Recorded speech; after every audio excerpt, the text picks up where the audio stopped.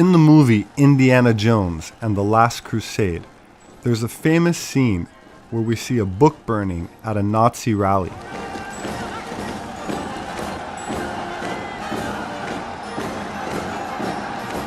While it is true that these book burnings took place, one is never told what type of literature was destroyed. The books that the Nazis so notoriously burned were deemed as un-German, specifically those authored by Karl Marx, regarded as the father of communism, who has directly influenced the political ideology of around 1/3 of the modern world who consider themselves Marxist. But to understand why the Nazi Party was so opposed to communism, one must first understand the true origins, including the financing, of the Marxist philosophy. Sabbateans should be known to every Jew. He really should be in Jewish history something unique and huge, because more than half the Jews of the world thought he was the Messiah. And they did incredibly stupid things in the days of redemption. This was in the 1660s when he declared that he was the Messiah of the Jews, and he ordered the Jews to blaspheme the Torah. That's putting it mildly. What he decided was that debauchery was theology. That every word of the Torah is true in the opposite sense. That means 613 mitzvot were all sins. And all the sins became mitzvot. And, well, let's take a simple example. Do not kill became do kill. Do not adulter became do adulter. Purim was his favorite holiday. That was the annual wife swappers holiday. It was called Extinguishing the Light. And by his order, the Jews swapped wives. All over the world, this was not a local phenomenon. Now, all the books say the same thing, that Sabbateans gained prominence from Iran to Mexico. All over the world, the Messiah was going to come, and he announced the date. He declared he was the Messiah on June 18th of 1666. June, of course, is the 6th month. 18 is 6 times 3, and we don't have to, 666 is obvious enough. And on that day, all of a sudden, it was the time of redemption. And the Jews could do anything they wanted. You know his prayer, the prayer that the Jews quoted were, "Blessed be he who permits the forbidden." That was the actual Sabbatean prayer. And the Jews went through an orgy worldwide of, again, the Christians would call it Satanism. But it was certainly he changed Judaism in the worst possible way. Now, I'm not sure if you understand that Sabbateans did not die. Now, this is the real issue and the real problem, is that the Sultan of Turkey said enough of Sabbateans. This was in September of 1666. All over the world, they were coming to his court. Go and look up Sabbateans in a book of Jewish history. Where did he go? He was the most influential rabbi in modern times, and he has been rubbed out of the history books. Keep that in mind. You can't find that much in Sabbateans. But the Sultan of Turkey said, enough, you have to convert to Islam. And Sabbateans, now there are conflicting reports, but he apparently, without any resistance, took off his kippah and put on a turban, and the next thing you know, he was a Muslim. And most Jews worldwide abandoned Sabbateans, and they were very, very upset. You have to realize what they did leading up to the day that he announced he was the Messiah. They stripped their houses of roofs because they thought they were going to be transported magically to Jerusalem. They buried themselves up to their necks in. This was, in Europe leading up to June. It's awfully cold to be buried in the ground, getting punishment. They would flagellate. They would throw themselves into the Mediterranean, the icy waters. The Jews went nuts. Worldwide, they went nuts. And that's what's happening to Israel today. Israel is going nuts. And I'm trying to explain where it's coming from. When Sabbateans converted to Islam, most Jews abandoned, but not all. There was a sect in Turkey called the Donman, who decided that this was, in fact, a magical pronouncement by Sabbateans that we should all convert to other religions, but secretly practice Sabbateanism. Turkey is run by the Sabbateans, and we'll get to that shortly. But what can I say? Jacob Frank. Jacob Frank was Europe's second Messiah. That's what he was called. The second Messiah of the Jew was Jacob Frank. And he worked from 1750, died in 1791, born in 1726. Yeah, those are about the right dates. What he did was he convinced the bishop of his diocese that his people were not Jews, they were anti-Talmudists. And the bishop bought it. And he ordered all the Talmuds of the diocese burnt. And then he said, I'll bring you lots and lots of new Catholics. He brought him 5,000 to be mass converted to Catholicism. I believe the year was 1759. All of a sudden, Europe's Jews, by the many thousands, were becoming Catholic publicly. They despised Catholicism, but privately, they were Sabbatean. And as fantastic as it seems, there really, really are conspiracies of silence. If the rules are you don't open your mouth, you don't open your mouth, they exist. The Sabbateans didn't just exist as a tiny little cult. They were being converted by the thousands in the 18th century. Oh, by the way, just to let you know about Jacob Frank and what it was to be a Jew, it wasn't all just clandestine cells and subterfuge. You got so much fun. The purification of the soul was sex orgies. He expanded Sabbateans into really a cult. And it was no different than a cult today where you control the minds of people through sex. Just leave it at that. Okay, last word I say on it. Now, something happened. Oh, and by the way, I want to add something before I forget it. This is like an off-the-cuff lecture. The first Zionists. Last word on wife swapping, that stuff. Last word. The first Zionists and their Cupid scene, that's all it was. Without going into the depths of who Golda Meir was and what her early life was, and this and that, that's what the first Zionists were. They were Sabbatean, I'm leading to that.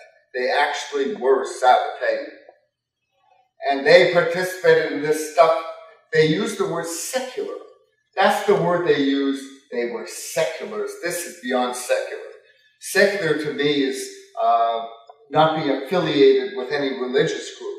This is beyond that, but they were called secular. Chiloni in Hebrew from the Greek Hellenistic is what they called themselves, and they were proud of it. And their goal was to turn Israelis into Chilonim. They hated the religious. Let me not kid you how much the labor Zionists hated the religious. But let's go into our little story how it got that way. Jacob Frank ran out of money in the year 1785 or so. This is when the Sabbateans made, a pact with the big devils. Suddenly, Jacob Frank got very rich in 1786. He moved his sect to Offenbach, a suburb of Frankfurt. Frankfurt was also the home of Mayor Amschel Rothschild and the home of someone named Adam Weishaupt. Little by little, for those unacquainted with this piece of history, the Rothschilds are the Sabbateans of the world. And here is why. There was a meeting that took place apparently in Rothschild's humble home then. In 1786, he was not all that wealthy. He was a coin dealer. His sons made him wealthy. His 5 sons expanded a business. The business was to control the economies of nations and thus control the nations.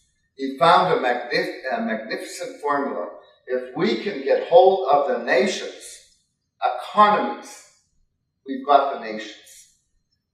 He sat with Jacob Frank, who wanted the Jews to become non-Jews. He wanted them to become Sabbateans. He wanted them to accept the real Messiah of the Jews, Shabtai Tzvi, and incidentally, and the second Messiah, Jacob Frank.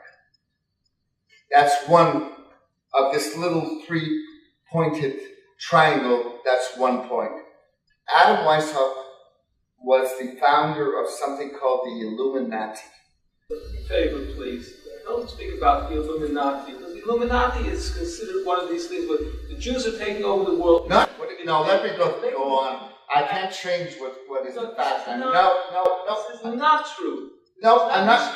All right, questions at the end, and that's that. You have to deal with facts, and they're not nice facts.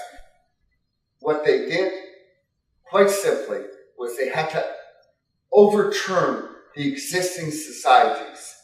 And unfortunately for us Jews, they did a real job. Now let me tell you that all of this was banned. Now the story in all the history books is the same thing. That there was, just before the French Revolution, a horseman fell. In his satchel were the plans for the revolution. In the satchel were the plans for the Illuminati and so forth. It was all banned. Throughout Europe, it was banned. And that put Weishaupt, that put Rothschild, and to a lesser degree, Frank into a problem. What do you do if you're banned? And they came up with something that has changed history for good. Weishaupt said, well, what we do is we take our tenets and we put them into an organization that has lodges and chapters worldwide, and we subvert the existing organization to our tenets. And the organization they chose was British Freemasonry. All of a sudden, there are revolutions. All of a sudden, you have something you never saw before, ever. You actually saw talk of one organization upending whole nations. Now, here's where the Jews fit in. And this is the scary part. You now have a new world. Germany is Sabbateanism. That is where it began. Turkey is the Don. That's the home of Shabtai Tzvi. It's a major player, but it's now being shifted.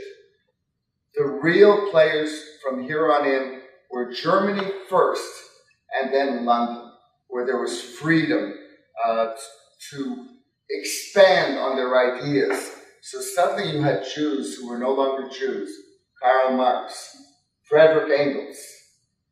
They moved from Germany to London. From London, their ideas spread all over the world. In America, Solomon Schechter, the Reform movement. It's all the same. Germany to London, where it spreads to America. The Rothschilds took on America. And all of the following names are simply not Jewish. Within one generation, they stopped being Jewish. But from Frankfurt, Germany, the Rothschilds sent John Jacob Astor, Jacob Schiff, Max Warburg. He sent all of his agents to America to corrupt the robber barons, essentially. If you were very, very successful, they made a deal with you. You promote our thinking, and our thinking is the end of Jews. What you have now with America is try and find a Jewish Astor anymore. Try and find a Jewish Schiff. John Jacob Schiff's grandson is married to Al Gore's daughter. You got the Rockefellers, the Morgans, the Carnegies, the Harrimans. They were all given European money. America was not all that rich in the 19th century.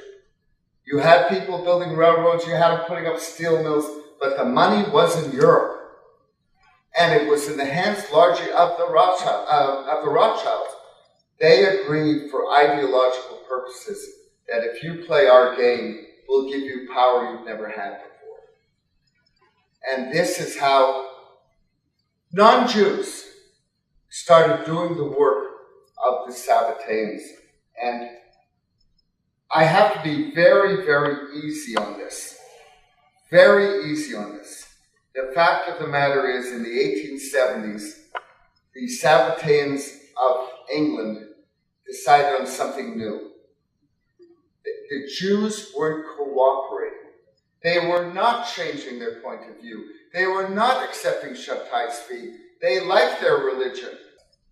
They figured out the ultimate plan to get the Jews to be Sabbateans.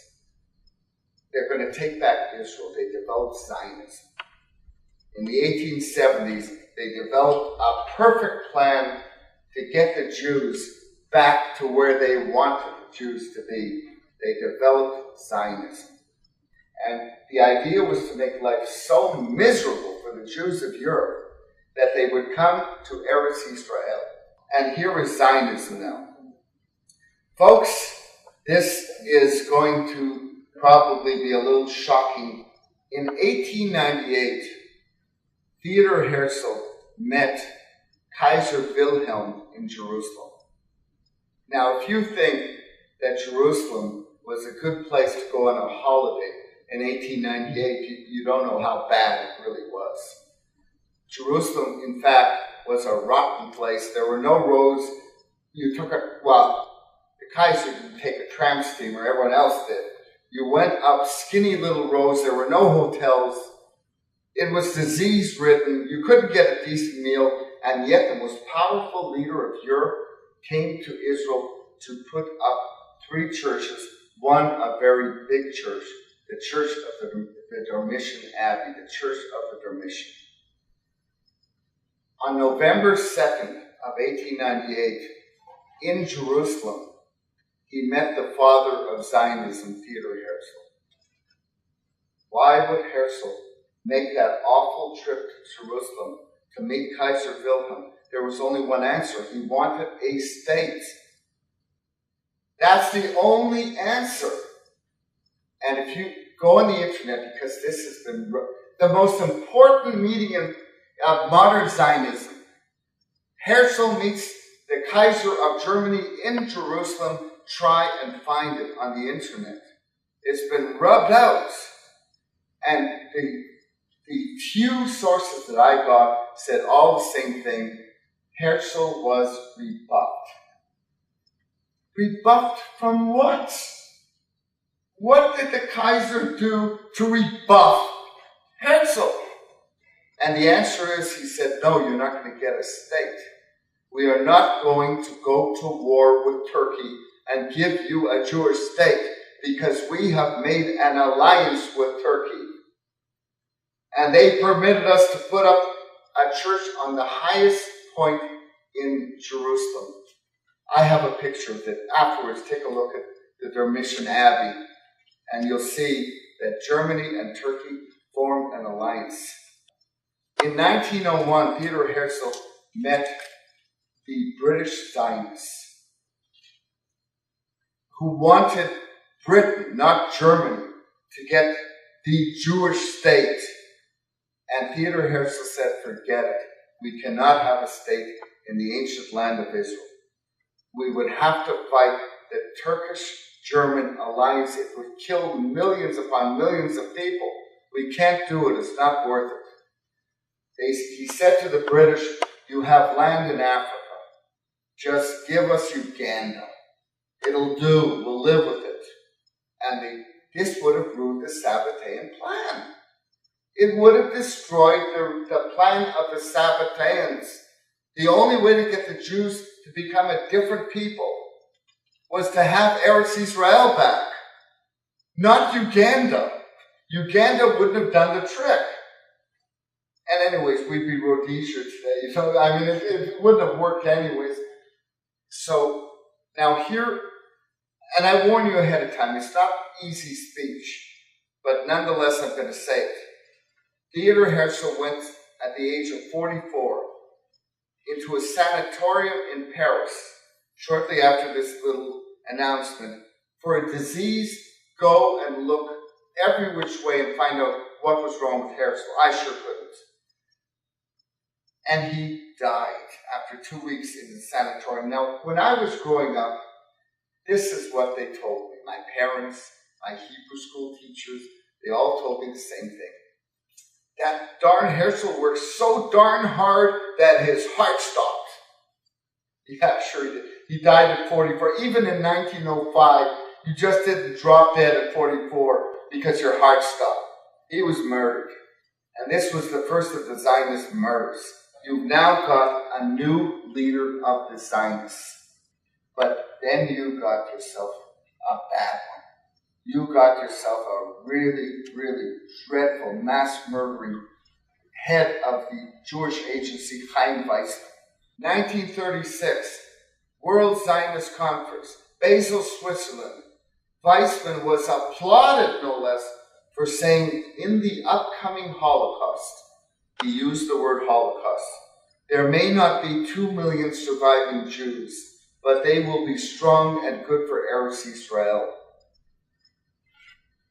We're going to talk about the connivance very shortly of the labor Zionists with the Nazis. And it's not a nice story. Weizmann knew a Holocaust was coming. It was planned. Folks, I'm going to test your maturity now. All right? And I'm not kidding when I say this. You are amongst the privileged who are going to hear this. I give this to Goyish crowds, and they are big crowds, and they accept this. Jews have a different problem. They don't want to accept it. Chaim Weizmann was a butcher. His name should be taken off every university and technical institution, everything. Wipe the name off. In 1908, a Sabbatean named Atatürk took over Turkey. And go on the internet and write Atatürk Sabbatean or Atatürk Jew, and you are going to be very surprised how much Hebrew this man knew. The Young Turks, the Donma, took over Turkey. Through their little Masonic lodges, Turkey was now taken over by the Sabbateans. Stage 1 done. Stage 2, let's practice a Holocaust. They murdered 1.5 million Armenians during World War I. This was a dry run for the big one. In 1932, 250 plus organizations represented German Jewry. 250 plus. In 1934, 1. Labor Zionism. All the rest were wiped out and only 1 was left, Labor Zionism. Labor Zionism were allowed to keep camps to indoctrinate German Jewry into Sabbateanism before they would be shipped to Palestine. Practically all the Jews who came to Israel in the 30s were German. 70,000 of them. The reason why was the transfer agreement. Go on buy my book, it'll be dirt cheap. Otherwise, go on the internet, look up the transfer agreement. What an agreement. And this was the end of Zev Jabotinsky and the Peru Party as well. The transfer agreement stated it was an agreement between the Jewish Agency of Jerusalem and the Nazi Party. And it was signed and it went into effect. The Jewish Agency would allow Germany to make life so miserable for the Jews that they would come to their indoctrination camps where the weak would be weeded out, eventually to be killed in camps, and the strong would be sent to Israel. In return for which, the Jewish Agency of Jerusalem would make sure that every immigrant used his funds to buy German goods, propping up the economy, would stop all protests, embargoes, anything against the Nazi regime. Worldwide, Jews in America were organizing parades against the Nazis. The word got out from the Zionists in Israel, leave the Nazis alone. During the Holocaust, there was only one Jewish organization led by Chaim Weizmann who knew a Holocaust was coming, and that was Labor Zionism. Now, let me tell you something that's going to be shocking to you. And believe me, I believe that you are mature enough to accept this. It isn't easy for me. Do you think when I was researching this, I was having a good time? The only Jews allowed into Israel from 1933 until the White Paper of 1939 were German Jews. Did you know Winston Churchill's mother was a Jew? And that means that Churchill himself, Jenny Jacobson. Her father was a stockbroker from New York. Churchill was a Jew. He was a Sabbatean. Look, again, you have to look this up on the internet, who Jenny Jacobson was. Churchill was a Jew. He was another Benjamin Disraeli. It doesn't matter if they convert to, the Sabbateans convert and they mix. It's a very ugly, messy situation. Stalin. You think Stalin was a Jew? All three of his wives were Jews. All his children are Jews. This is Sabbateanism. This was a Sabbatean war. I'm not being overly dramatic when I say this either. This was a war fought by the Sabbateans, and they are not Jews. Don't mix them up. They are the enemies of the Jews. Israel took the German Jews and used them for seed stock to get a new Judaism. They were going to wipe out the Jews, as many as they could, of Europe, and start a new Judaism in Israel based on Sabbateanism. Everyone thinks it's left-wing, that the problem is the left are crazy. It's not the left.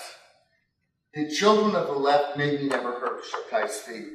But in the ruling quarters, and in Israel that's not very many people, they know darn well who he was.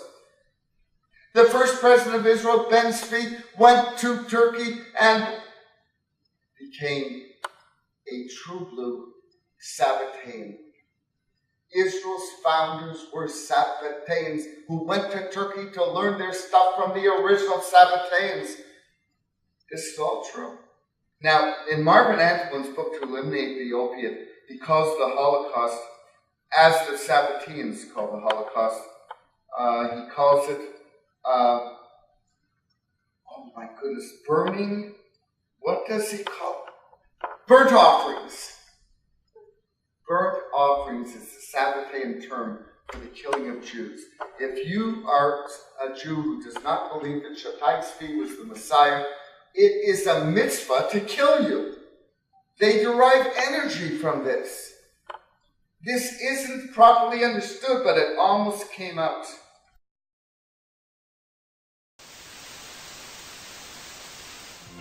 Live on Channel 5, this is the 10 o'clock news with Deborah Norville.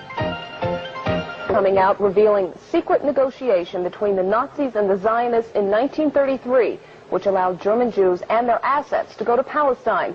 Rich Samuels joins us tonight with the story of the controversy behind the book and the author's struggle to write it. Rich? Deborah, with the rise of Adolf Hitler to power in the spring of 1933, the Jews of the world were faced with a dilemma. They could raise a cry of protest, a cry few would heed, or they could make a deal with Hitler, a deal that would bring a step closer to their dream of an independent Jewish state. American Jews marched calling for the boycott of all German exports. Jews throughout Europe echoed that call, so did Jews everywhere. But a group of Zionists at the same time was quietly negotiating an agreement with the Nazis. to allow the immigration of German Jews and the transfer of their assets to Palestine. That deal, reported in August 1933, was the transfer agreement. Palestine, sparsely settled by Jews at the time, was radically changed as a result. I lived in Palestine from 1933 to 1936, and we saw every week transports of German Jews coming to settle in Palestine. German Jewish settlement of Palestine was, for a time, official Nazi policy. These photos of Jewish life in Palestine, along with a lengthy text, appeared in 1934 in the Berlin paper Der Angriff. A Nazi Visits Palestine was the title of the multi-part series. A medal was struck by Goebbels in commemoration. On one side, the swastika. On the other, the Star of David. Hitler demanded one concession for the transfer agreement, that the call for a boycott of the Reich, raised by Jews here and elsewhere, be rejected by the Zionists. The Zionists made that concession. And so, while Nazis were marching in Germany, and while Jews were marching here, diplomacy was running a more important story. In the Mediterranean, where the dream of a nation-state for Jewish people came a step closer to reality. The story in this book some will find hard to accept.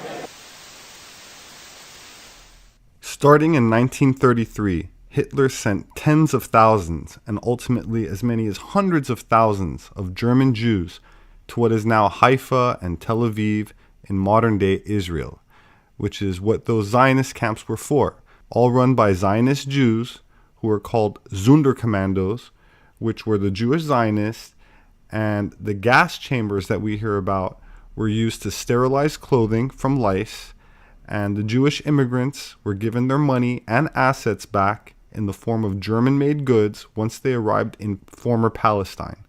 After all, where did the Jews who fought for Israeli independence come from in 1948?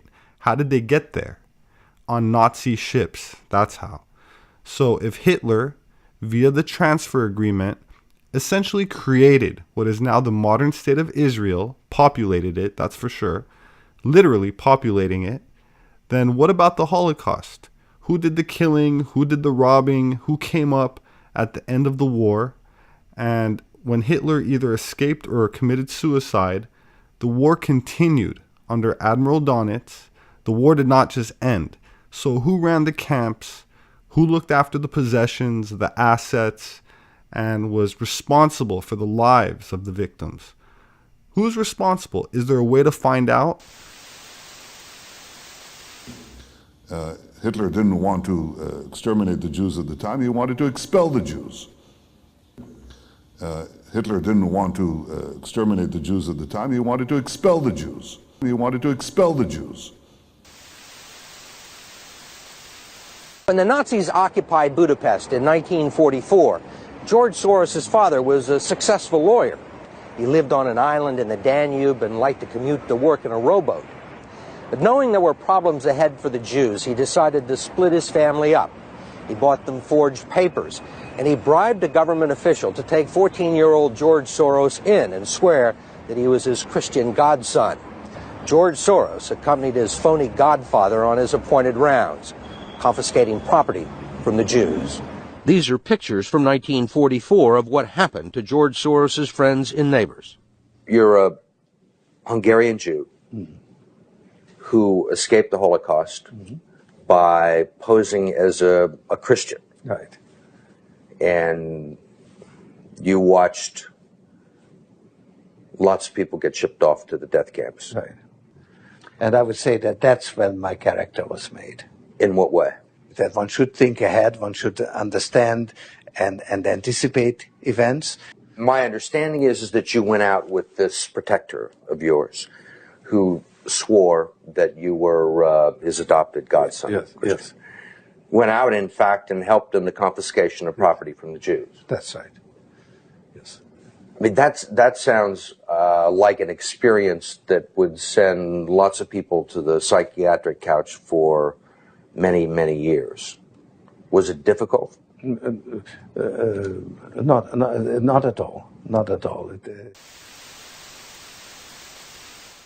Although no Jews were harmed from 1933 to 1939, we must not forget the suffering and death that did happen towards the end of World War II, including the 15 million German civilians that lost their lives from being carpet bombed, nor the civilians who were nuked in Japan, and of course the Jews who did not get to participate in the transfer agreement unless we consider the transfer of their wealth to Sabbatean Frankists like George Soros, who today is a multi-billionaire and who ironically finances the same communist Antifa organization today that we saw in Germany.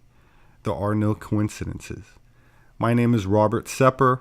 The gentleman who you heard speaking during this presentation was Barry Chamish, who died the year after filming that video. Rest in peace, and thank you for your courage, Barry. And I thank you for listening and seeking truth no matter where it leads. See you next time.